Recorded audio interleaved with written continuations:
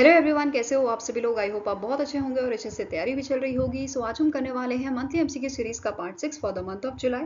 अगर आपने इसका प्रीवियस पार्ट नहीं देखा है तो आई बटन पे आप क्लिक कर सकते हो। पार्ट नंबर 5 का लिंक आपको विजिबल हो जाएगा एंड इस लेक्चर की जो पीडीएफ है वो हम शेयर करेंगे हमारे टेलीग्राम चैनल पे, जिसका लिंक डिस्क्रिप्शन बॉक्स में आपको दे दिया गया है। आप इसे ज्वाइन कर सकते हैं और पीडीएफ सारी डाउनलोड कर सकते हैं।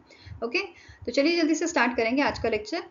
So first question here, recently in July the Federal Bank has announced the strategic bank assurance partnership with which life insurance company? तो इनमें से कौन सी लाइफ इंश्योरेंस कंपनी के साथ बैंक अश्योरेंस टाई अप हुआ है फेडरल बैंक का? तो आंसर आपका हो जाएगा it is Bajaj Allianz life insurance. कौन सी आपकी इंश्योरेंस कंपनी है? Bajaj Allianz life insurance. Clear है? नाउ फेडरल बैंक और Bajaj Allianz life insurance company की स्टैटिक इन्फॉर्मेशन देखें तो फेडरल बैंक के एमडी एंड सीईओ हैं श्याम श्रीनिवासन, हेडक्वार्टर है एलोवा केरला में। टैगलाइन इसकी है योर परफेक्ट बैंकिंग पार्टनर और इसे 1931 में स्टैब्लिश किया गया था। नेक्स्ट है Bajaj Allianz life insurance company, जिसके एमडी एंड सीईओ हैं तरुण चुग और हेडक्वार्टर इसका लोकेटेड है पुणे महाराष्ट्र में और 2001 में इसे स्टैब्लिश किया गया था। Fine. Now next is which among the following company has launched India's first oil and gas exchange traded fund, that is ETF? तो यहाँ पे ICICI प्रूडेंशियल म्यूचुअल फंड जो है इन्होंने इस ETF को लॉन्च किया है, एक्सचेंज ट्रेडेड फंड को लॉन्च किया है, जो इंडिया का पहला oil and gas exchange traded fund है। क्लियर है? नाउ ये ट्रैक करेगा Nifty oil and gas total return index को, ठीक है, विच reflects the performance of companies with in a sector. Fine. ICICI prudential mutual fund की बात करें तो करंट एमडी एंड सीईओ है निमेश शाह और इसका हेडक्वार्टर लोकेटेड है मुंबई महाराष्ट्र में और इसे 1993 में एस्टैब्लिश किया गया था। Now next is name the bank that has introduced a new security mechanism, safety ring within internet and mobile banking to counter cyber frauds. तो साइबर फ्रॉड्स को काउंटर करने के लिए एक सेफ्टी फीचर लाया गया है, सेफ्टी रिंग। ठीक है, कौन से बैंक ने इसे लॉन्च किया है? तो पीएनबी ने, पंजाब नेशनल बैंक ने इसे लॉन्च किया है। क्लियर है? अब इसके बारे में बात करेंगे, उससे पहले स्टैटिक इन्फॉर्मेशन देखेंगे पीएनबी की। तो एमडी एंड सीईओ इसके हैं अतुल कुमार गोयल, हेडक्वार्टर्स का लोकेटेड है आपका न्यू दिल्ली में एंड इसे 1894 में एस्टैब्लिश किया गया। फाइन। नाउ की पॉइंट्स देखेंगे। सेफ्टी रिंग जो है एक ऑप्शनल फीचर है जो अलाउ करता है कस्टमर को कि ये डेली ट्रांजैक्शन लिमिट सेट कर सकते हैं with respect to term deposits on online closure और availing overdraft facility on TDs up to the set limit amount. ठीक है, ये फीचर आपको प्रोवाइड करता है additional security to reduce losses from the unauthorized access. ठीक है, and the customer specified limit shall be consolidated digital channels limit for closing the TDs which is your term deposits or obtaining an overdraft on it. ठीक है, अब जो customers हैं ये safety ring limit जो है ये ब्रांचेस के थ्रू या अपनी इंटरनेट बैंकिंग या फिर मोबाइल बैंकिंग के थ्रू आप यहाँ पे सेट कर सकते हो। ठीक है, To prevent fraudulent online cancellation, the limit can only be cancelled through the branches. ये याद रखना है, ब्रांच के थ्रू ही आप यहाँ पे कैंसिल कर सकते हो। ठीक है, नेक्स्ट पॉइंट है the new facility makes sure that term deposits cannot be closed, withdrawn or utilized for loans in excess of the customer specified limit. जितनी लिमिट आपने स्पेसिफाइड की होगी उसके अलावा यहाँ पे कुछ भी काम नहीं करेगा। ठीक है, यहाँ पे विड्रॉ नहीं कर सकते हो आप। फाइन, उससे लिमिट से ज्यादा विड्रॉ नहीं कर सकते हो। क्लियर है? नाउ नेक्स्ट है the RBI has cancelled the certificate of registration of which of the following NBFC और NBFCs due to irregular lending practices. तो आरबीआई ने in month of July license cancel किए हैं या सर्टिफिकेट ऑफ रजिस्ट्रेशन कैंसिल किया है star Finserv India और Polytex India का। ठीक है, स्टार फिनसर्व इंडिया जो है ये हैदराबाद बेस्ड आपका एनबीएफसी है और पॉलिटेक्स जो है ये आपका मुंबई महाराष्ट्र बेस्ड आपकी एनबीएफसी है। ठीक है, तो आंसर क्या हो जाएगा? Option number D, both A and B are correct. Fine. अब जोमेटो आपका थर्ड ऑप्शन है। तो जोमेटो ने रिसेंटली विड्रॉ किया है एनबीएफसी एप्लीकेशन। ठीक है, इन्होंने भी अप्लाई किया था सर्टिफिकेट ऑफ रजिस्ट्रेशन के लिए बट इन्होंने अपना जो एप्लीकेशन है वो विड्रॉ कर लिया है। ठीक है, नेक्स्ट है name the life insurance company that has recently in July launch golden years pension plan for secure retirement. तो इनमें से कौन सी आपकी कंपनी है जिसने गोल्डन ईयर्स पेंशन प्लान को फॉर सिक्योर रिटायरमेंट ये लॉन्च किया है? तो इसे लॉन्च किया है आपका एगस फेडरल लाइफ इंश्योरेंस ने। ठीक है, आंसर इज ऑप्शन नंबर ई। अब ये जो पेंशन प्लान है ये बेसिकली डिजाइन किया गया है सिक्योर करने के लिए a financial future during the retirement years. ठीक है, अब जो ये प्लान है ये आपका यूलिप प्लान है, unit linked individual pension plan है। ठीक है, where returns depends on the performance of a blue chip pension fund. अब इसके बारे में देखते हैं। ठीक है। एलिजिबिलिटी यहाँ पे क्या रखी गई है, मिनिमम 18 साल और मैक्सिमम 70 साल।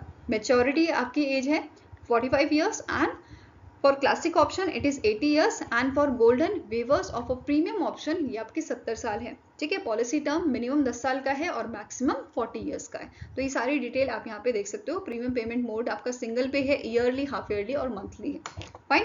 नेक्स्ट आपको क्वेश्चन है, the global rating agency Moody has projected that Indian economy to grow at %। तो मूडी जो है इन्होंने प्रोजेक्ट किया है इंडिया की इकोनॉमी 2025 में 6.5% रहेगी आपकी। ठीक है। तो answer is option number B. Whereas 2024 की इन्होंने सेम रखी है फोरकास्ट विच इज 6.8%। अगर इन्फ्लेशन की बात करें तो 2023 से यहाँ पे कंपेयर किया गया है। 2023 में 5.7% इन्फ्लेशन था, 2024 में ये कम हुआ है 5.2% एंड 2025 के लिए ये आपका प्रेडिक्शन है 4.8% का। क्लियर है। Now next is which country recently in July launch its first domestic communication satellite जिसका नाम है तुर्कसेट 6A। तो नाम से ही पता चल रहा है ये आपकी सैटेलाइट है टर्की की। तो आंसर क्या हो जाएगा, ऑप्शन नंबर डी। अब इसको जो है लॉन्च किया गया था SpaceX Falcon 9 रॉकेट में from a Cape Canaveral space 4 station in a Florida USA। Clear है। टर्कसेट 6A जो है इसे डिजाइन किया गया है सपोर्ट करने के लिए मिलिट्री को और फॉर द कमर्शियल यूजर। अब इसका लाइफ स्पैन जो है वो आपका रहेगा 15 साल का, 15 ईयर लाइफ स्पैन इसका है, विच features KU and X-band payloads provided by the Aslan, largest defense electronics company जो आपकी है टर्की की, राइट। एंड इसी के साथ टर्की जो है वो आपकी वन ऑफ द 11 कंट्री बन जाता है जिसने which is basically capable of producing their own communication satellite, जिसने अपनी communication satellite जो है प्रोड्यूस की है। ठीक है। नाउ टर्की की कैपिटल क्या है, इट इज अंकारा, करेंसी इसकी है टर्किश लेरा। ठीक है। नाउ नेक्स्ट आपका क्वेश्चन है, name the player who won men's single title at a Saint Denis Reunion Open 2024 जो आपका 3rd एडिशन था। तो it was won by the men single में यहाँ पे जो है विनर रहे हैं तरुण मनपल्ली। तो आंसर यहाँ पे है ऑप्शन नंबर ए वेरेस। अगर बाकी हम कैटेगरी की बात करें तो विमेन सिंगल में इंडिया की तस्निम मीर थी। मेंस डबल में विनर रहे हैं Julien Maio and William Villeger from France. Women's double में Kaho Osawa and Mai Tanabe from Japan and mix double में विनर रहे हैं Julien Maio and Lea Palermo from the France. Okay. Next question है, who is appointed as a new head coach of Indian cricket team until the end of 2027। तो जो senior हमारी team है, ठीक है, उसके आपके कोच बनाए गए हैं गौतम गंभीर और इन्होंने रिप्लेस किसे किया है, राहुल द्रविड़ जी को। ठीक है। नाउ नेक्स्ट आपका क्वेश्चन है, as per the international expat insider 2024 survey for the personal finance index category which country top the list of a most affordable countries for expatriates और इमिग्रेंट्स। बेसिकली ये कौन से लोग होते हैं, ऐसे पर्सन जो अपनी कंट्रीज को छोड़ के दूसरी कंट्री में रह रहे होते हैं। ठीक है। इनको हम एक्सपैट्रिएट बोलते हैं। अब यहाँ पे कौन सी आपकी कंट्री है जिसमें बेसिकली जो इन लोगों के लिए सबसे ज्यादा अफोर्डेबल कंट्रीज हैं। तो आंसर आपका हो जाएगा it is option number A, that is Vietnam. अगर हम टॉप 10 की बात करें, ठीक है, टॉप 10 कंट्रीज आपकी हैं Vietnam, Colombia, Indonesia, Panama, Philippines. India जो है 6 नंबर पे है, Mexico, Thailand, Brazil and China. तो ये सारी आपकी टॉप 10 जो है मोस्ट अफोर्डेबल कंट्रीज हैं फॉर द इमिग्रेंट्स। क्लियर है। अब यहाँ पे थोड़ी और बात करें तो ये जो सर्वे था इसमें कवर किए गए थे 12,000 expect across the 174 territories world wide. ठीक है। अब यहाँ पे इस लिस्ट में फीचर होने के लिए एटलीस्ट 50 रेस्पोंडेंट्स जो हैं उनको यहाँ पे मतलब एटलीस्ट 50 रेस्पोंडेंट जो हैं वो आपको फॉलो करने होते हैं, जिसमें से इस साल सिर्फ 53 डेस्टिनेशन पास हुई हैं। इस कंडीशन को 53 डेस्टिनेशन ही पास कर पाई हैं। देन की फैक्टर्स जिस पे ये बेस्ड आपकी इवैल्यूएशन होती है which is quality of life, digital connectivity, housing availability, career prospects, salary level, job security, ये सारे आपके की फैक्टर्स रहते हैं। ठीक है। इसके अलावा अगर हम टॉप 10 कंट्रीज की बात करें तो इसमें 6 आपकी एशियन रीजन की कंट्रीज हैं, जैसे Vietnam, Indonesia, Philippines, India, Thailand, China, ये सारे हो गए। क्लियर है। अब यहाँ पे बात करें 5 लीस्ट अफोर्डेबल कंट्रीज की, तो ये इनमें नाम किसका आता है, सबसे पहले आपका है कनाडा, फिर फिनलैंड, यूके, आयरलैंड और नॉर्वे। क्लियर है। Next is recently in July WHO has launch MEDEVIS, a global platform for information on medical devices. What does MEDEVIS stands for? तो MEDEVIS का फुल फॉर्म आपका है medical device information system. It is medical device information system, जिसे launch किया किसने launch किया है? WHO ने, वर्ल्ड हेल्थ ऑर्गेनाइजेशन द्वारा इसको लॉन्च किया गया है. ठीक है, ये फीचर करेगा information on 2301 types of medical devices which treats a variety of health condition, जैसे आपका रिप्रोडक्टिव हो गया, maternal, newborn, non communicable diseases होगी जिसमें कैंसर आ गया, कार्डियोवेस्कुलर डिजीज आ गई, एक्सेट्रा. ठीक है. नाउ WHO ने यहाँ पे क्या बोला है? WHO has created a first world wide repository for medical devices, जो बेसिकली रिलाई करती है on its experience with a WHO priority medical device list and WHO essential medicines list. ठीक है, EML. Next is, which among the following statement is correct with respect to UNESCO's recent edition of 11 new biosphere reserve? पहला statement आपका है UNESCO ने designate किए हैं 11 new biosphere in 11 countries including 2 transboundary biosphere reserves. Second is, for the first time Biosphere reserve from Belgium and Gambia were included in UNESCO's World Network of Biosphere Reserves. Then next point है, World Network Biosphere Reserves now consist of a total 759 sites across 136 country worldwide. तो ये सारे ही points आपके correct हैं. तो answer क्या हो जाएगा? It is option number E, all 1, 2 and 3 statements are correct. अब यहाँ पे 2 ट्रांसबाउंड्री बायोस्फीयर रिजर्व यहाँ पे आपके ऐड किए गए हैं, जो हैं Kempen Broek transboundary BR between Belgium and Netherland. Next आपका है Julian Alps transboundary BR biosphere reserve, जो इटली और सोल्वेनिया के बॉर्डर, मतलब दोनों के बॉर्डर शेयर कर रहा है. क्लियर है. अब यूनेस्को की बात करें तो इसके करंट डायरेक्टर जनरल हैं एंड्रयू एस्ले, हेडक्वार्टर है पेरिस फ्रांस में, मेंबर नेशन 194 हैं और 12 एसोसिएट मेंबर्स इसके हैं. स्टैब्लिश कब किया गया था? 1945 में. और यहाँ पे आप जो है 11 बायोस्फीयर रिजर्व्स की लिस्ट देख सकते हो, आराम से वीडियो पॉज करके देख लीजिएगा. ओके. नाउ नेक्स्ट आपका क्वेश्चन है, the department of empowerment of persons with disability has signed a MOU with dash to empower persons with disability, that is दिव्यांगजन.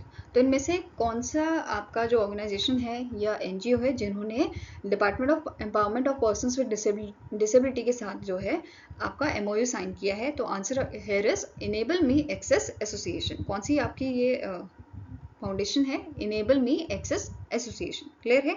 अब यहाँ पे department of empowerment of persons with disability ने 2 MOU sign किए थे. एक तो इनेबल मी एक्सेस एसोसिएशन के साथ किया है और दूसरा ये MOU साइन किया है with the ISLRTC and Unikee. ठीक है, which is Indian Sign Language Research and Training Centre and UNIKEE. Clear है. पहला MOU जो साइन हुआ है इनेबल मी एक्सेस एसोसिएशन के साथ, इसका मेन पर्पस है कि ये यहाँ पे लॉन्च करेगा 2 एडवांस एक्सेसिबिलिटी ट्रेनिंग प्रोग्राम्स को. और जो ये ट्रेनिंग प्रोग्राम्स हैं they will B panel accessibility auditors and engineers of a central public works department. Clear है.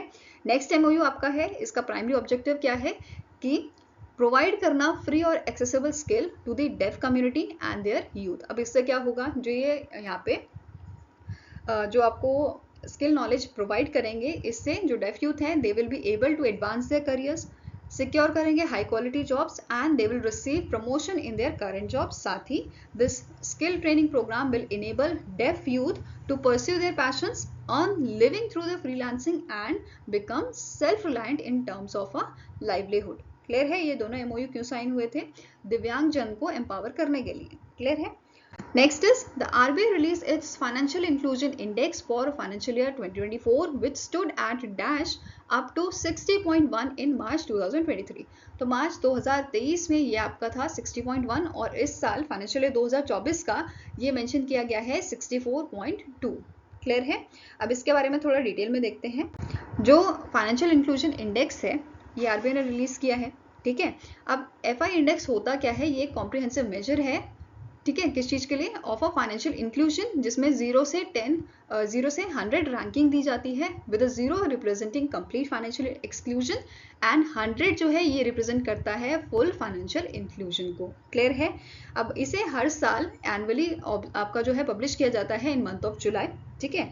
मेन 3 पैरामीटर्स जो इसमें होते हैं वो है आपका एक्सेस, यूसेज, क्वालिटी. ठीक है. तीन मेन पैरामीटर्स क्या है, एक्सेस, यूसेज और क्वालिटी। यहाँ पे आप तीनों इसके जो है पैरामीटर्स देख सकते हो। एंड जो इंडेक्स है it is based on 97 indicators covering banking, investments, insurance, postal services and pensions. Clear है? नाउ नेक्स्ट पॉइंट क्या बोल रहा है, जो इंडेक्स है it has been constructed without a base year, reflecting the cumulative efforts of all stakeholders towards financial inclusion over the years. Fine. Next question है, which among the following bank has signed a multi-year partnership agreement with a Mistral AI to provide a bank with a access to current and future Mistral AI commercial models? तो इसमें से कौन सा आपका bank है जिसने multi year partnership sign की है मिस्ट्रल एआई के साथ, जो आपकी Paris based artificial intelligence startup है? तो आंसर आपका हो जाएगा इट इज बीएनपी परिबस। ठीक है, answer is option number B. अब इस पार्टनरशिप के थ्रू जो पीएनबी परिबस है ये इंप्लीमेंट करेंगे mistral AI large language models इनके कस्टमर सपोर्ट में, सेल्स में और इंफॉर्मेशन टेक्नोलॉजी के लिए। क्लियर है? अब बीएनपी परिबास की बात करें तो इसके सीईओ करंटली हैं जीन ल्यूरेट बोनाफे, हेडक्वार्टर इसका लोकेटेड है आपका पेरिस, फ्रांस में। Fine. Now next is recently in July the 6th Finance Commission headed by Arvind Panagria established a 5-member advisory council who is appointed as a convener of a advisory council. तो recently जो 16th finance commission के head है अरविंद पनागरिया, इन्होंने establish किया है 5 member advisory council जिसके आपके convener बनाए गए हैं पूनम गुप्ता। ठीक है, आंसर यहाँ पे क्या हो जाएगा, it is option number A. Poonam Gupta कौन है, ये डायरेक्टर जनरल है National Council of Applied Economic Research की। ठीक है, बाकी अदर मेंबर इस एडवाइजरी काउंसिल के कौन है, D K Srivastava, Neelkanth Mishra, Pranjul Bhandari and Rahul Bajoria. Fine. Next is name the personality who is recently in July appointed as a executive director of a United India Insurance Company Limited, that is UIICL के आपके executive director कौन बनाए गए हैं? तो answer here is Sunita Gupta. क्या नाम है इनका, सुनीता गुप्ता। और यहाँ पे बहुत सारी जो इंश्योरेंस कंपनीज हैं, ठीक है, उनके आपके एग्जीक्यूटिव डायरेक्टर अपॉइंट किए गए हैं, उनको भी देखते हैं। जैसे नेशनल इंश्योरेंस कंपनी लिमिटेड जो है इसके एग्जीक्यूटिव डायरेक्टर अपॉइंट किए गए हैं T Babu Paul, CG Prasad. Oriental Insurance Company के Rashmi Vajpayee, Amit Mishra. General Insurance Corporation of India के Hitesh Ramesh Chandra Joshi and Radhika CS. And next आपका है AIC Agriculture Insurance Company of India Limited, इसके लिए दसारथी सिंह जो है एग्जीक्यूटिव डायरेक्टर अपॉइंट किए गए हैं। ठीक है, नाउ नेक्स्ट क्वेश्चन है who is recently in July appointed as a principal advisor for the National Tuberculosis Elimination Program NTEP. NTEP के आपके प्रिंसिपल एडवाइजर अपॉइंट किए गए हैं, इनका नाम है सौम्या स्वामीनाथन। ठीक है, आंसर इज ऑप्शन नंबर ए। अब सौम्या स्वामीनाथन का नाम आपने पहले भी सुना होगा because she is a former World Health Organization chief scientist. ठीक है, अब 2015 से 2017 के बीच में इन्होंने सर्व किया है director general of Indian council of medical research, that is ICMR, new Delhi, Delhi. Fine. Next आपको क्वेश्चन है the world population day is annually observe across the globe on dash. तो वर्ल्ड पॉपुलेशन डे हम ऑब्जर्व करते हैं आपका 11 जुलाई को। ठीक है, आंसर यहाँ पे क्या हो जाएगा, it is option number A. और 2024 की हमारी थीम थी to leave no one behind, count everyone. ठीक है, क्या थीम थी, to leave no one behind, count everyone. अब इस डे के दिन, वर्ल्ड पॉपुलेशन डे के दिन, यूनाइटेड नेशन ने रिलीज किया था वर्ल्ड पॉपुलेशन प्रोस्पेक्ट 2024। ठीक है, एंड ये इसका 28 एडिशन था। अब इसके की पॉइंट्स देखें, यहाँ पे उन्होंने मेंशन किया था वर्ल्ड की जो पॉपुलेशन है ये आपकी पीक में रहेगी 2080s में। ठीक है, 2024 में ये आपकी 8.2 बिलियन रहेगी और मिड 80s तक आते आते ये 10.3 बिलियन हो जाएगी। ठीक है, अब इन्होंने अपने प्रोस्पेक्ट में वर्ल्ड पॉपुलेशन ट्रेंड्स के बारे में भी बताया था कि जो ग्लोबल पॉपुलेशन है ये 1 बिलियन से 7 बिलियन हो गई है 200 साल में। ठीक है, 2021 की अगर बात करें तो ये 7.9 बिलियन हुआ करती थी एंड 8.5 बिलियन ये आपकी हो जाएगी 2030 तक। 2050 तक 9.7 billion and 10.9 billion by the 2100। Clear है? अब फर्टिलिटी रेट जो है ये भी इसके बारे में भी इन्होंने बताया है कि ये आपका डिक्रीज हुआ है। 1970 में ये आपका 4.5 चिल्ड्रन पर वुमेन होता था, अब 2015 तक आते आते ये जो है 2.5 हो गया है। क्लियर है? ग्लोबल लाइफ एक्सपेक्टेंसी बढ़ी है, ये इंक्रीज हुई है। 1990s में 64.6 ईयर्स हुआ करती थी, 2019 तक आते आते ये 72.6 ईयर्स हो गई है। क्लियर है? नेक्स्ट आपका पॉइंट है कि 2007 जो है ये मार्क किया गया था फर्स्ट ईयर जहाँ पे अर्बन एरियाज में ज़्यादा लोग रह रहे हैं as compared to rural areas, ठीक है। और 2050 तक 66% लोग जो है आपके 66 पॉपुलेशन जो है वो आपकी अर्बन एरियाज में रहेगी। क्लियर है। Now next है, according to the World Population Review list of a largest city by population 2024, Dash become the largest city in the world by population. तो अब जो आपका वर्ल्ड पॉपुलेशन डे था उसे दिन ये भी रिलीज किया गया था, ठीक है। इस लिस्ट में सबसे पहला आपका जो नाम है ये है टोक्यो। तो टोक्यो जो है सबसे ज़्यादा पॉपुलेटेड सिटी है, ठीक है, which is followed by Delhi, ठीक है, Shanghai, Dhaka, Sao Paulo, Cairo, Mexico city, Beijing, Mumbai and Osaka. तो यहाँ पे इंडिया की टॉप 10 में 2 सिटीज शामिल हुई हैं। और ये क्यों शामिल हुई है? क्योंकि यहाँ पे सबसे ज़्यादा पॉपुलेशन है इंडिया में। क्लियर है। नाउ अगर अदर इंडियन सिटीज़ की बात करें, 2 तो हमने पढ़ ली, दिल्ली और मुंबई। अदर इंडियन सिटीज़ जो इस लिस्ट में फीचर की गई हैं, तो आपका 17th रैंक पे कोलकाता है, बेंगलुरु जो है ये 22 रैंक पे है, चेन्नई 26 रैंक पे, हैदराबाद 32 रैंक पे। तो ये अदर सिटीज़ हैं जो इस लिस्ट में फीचर की गई हैं। Now United nation population fund की अगर हम बात करें, जिन्होंने इसको रिलीज किया था, इसके एग्जीक्यूटिव डायरेक्टर हैं doctor Natalia Kanem and headquarter इसका लोकेटेड है आपका न्यूयॉर्क में, न्यूयॉर्क यूएसए में। ओके। नेक्स्ट क्वेश्चन है, the finance minister of Rajasthan Divya Kumari जो डेप्यूटी सीएम भी हैं आपके राजस्थान की, इन्होंने प्रेजेंट किया था स्टेट बजट 2024-2025 का in the assembly with N outlay of dash. तो कितना बजट जो है इन्होंने प्रस्तुत किया है?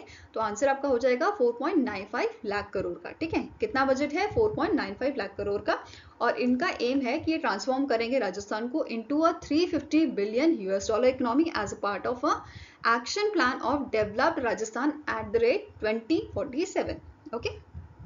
Next is, which is the only non-banking financial company, that is NBFC, that has been selected for the Financial Action Task Force, that is FATF Mutual Evaluation Report for the year 2023-2024. तो इनमें से कौन सा India का NBFC है, इकलौता NBFC जिसको यहाँ पे सेलेक्ट किया गया है FATF के म्यूचुअल इवैल्यूएशन रिपोर्ट के लिए? तो आंसर आपका हो जाएगा इट इज मुथूट फाइनेंस, ठीक है। Answer is option number D, that is Muthoot finance. और ये इकलौता रिप्रेजेंटेटिव है इंडिया का। क्लियर है। अब म्यूचुअल इवैल्यूएशन रिपोर्ट की बात करें, ठीक है, जिसके लिए इसको सेलेक्ट किया गया है, तो ये रिपोर्ट बेसिकली इवैल्यूएट करती है, असेसमेंट करती है कि कंट्री क्या मेजर्स ले रही है कॉम्बैट करने के लिए मनी लॉन्ड्रिंग को, फाइनेंसिंग ऑफ टेररिज्म को and proliferation of weapons of a mass destruction के लिए, ठीक है।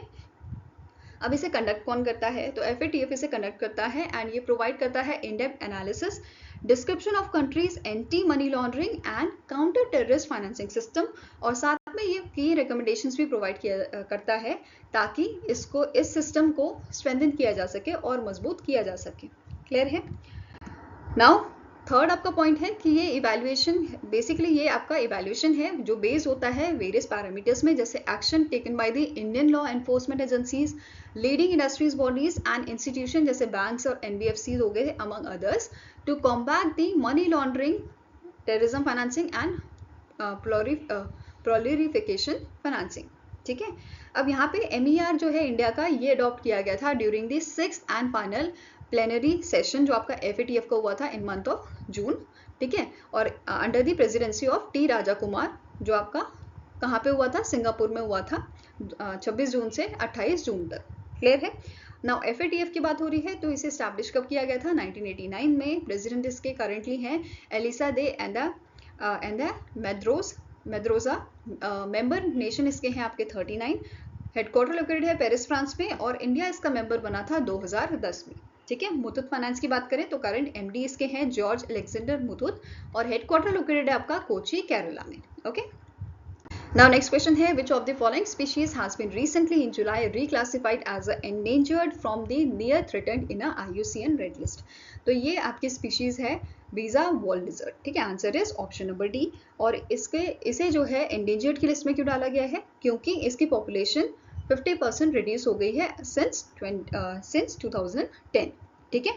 नाउ अदर स्पीशीज जिनकी लिस्ट जिनकी कैटेगरी जो है वो चेंज हुई है, जैसे ग्रैंड कैनरिया जाइंट लिजर्ड, इसे क्रिटिकली एंडेंजर्ड में डाल दिया गया है। देन ग्रैंड कैनरिया स्किकिंग, इसे आपका एंडेंजर्ड में डाला गया है, ठीक है, from a least concern.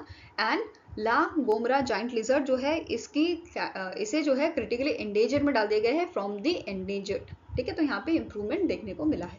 Fine. Next question है, name the organization that has announced a new world soil health index to establish global standard for a soil quality assessment. तो इनमें से कौन सी ऑर्गेनाइजेशन है जिन्होंने recently world soil health index release किया है, अनाउंस किया है? तो आंसर आपका हो जाएगा it was done by the UNESCO. ठीक है, United Nation Educational Scientific and Cultural Organization ने अनाउंस किया है इसे। New world soil health index कहाँ पे इसे अनाउंस किया गया था? इंटरनेशनल कॉन्फ्रेंस ऑन सॉइल में, जो आपकी मोरक्को में हुई थी। क्लियर है? अब इस कॉन्फ्रेंस को ऑर्गेनाइज किसने किया था? यूनेस्को और kingdom of Morocco national agency, इन दोनों ने मिलकर इसे ऑर्गेनाइज किया था for the development of oasis and argan zones. Clear है?